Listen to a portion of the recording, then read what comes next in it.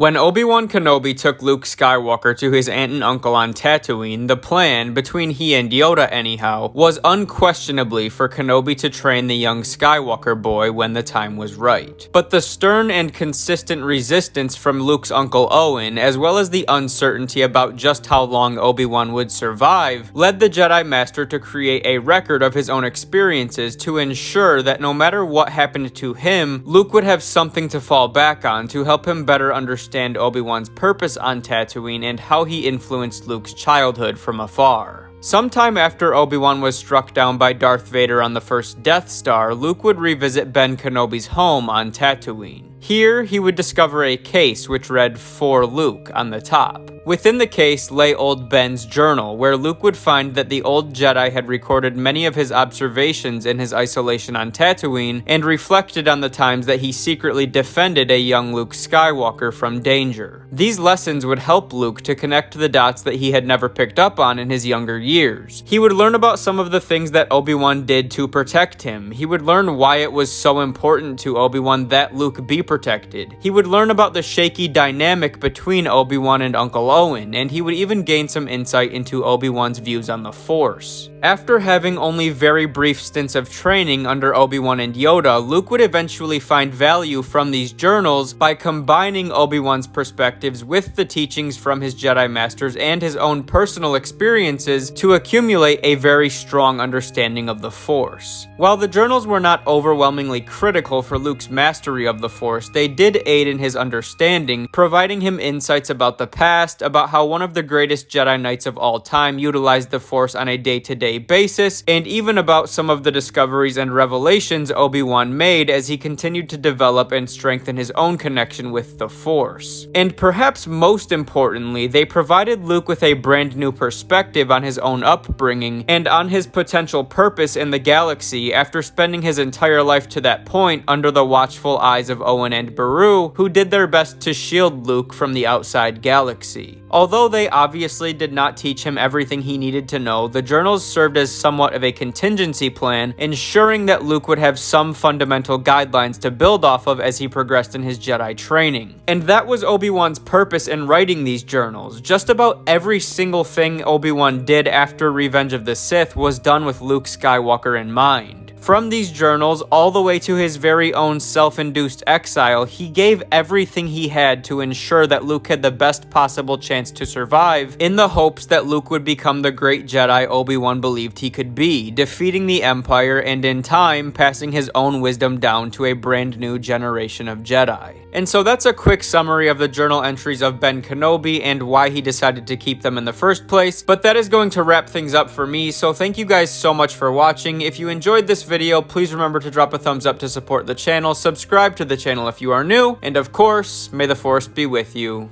always.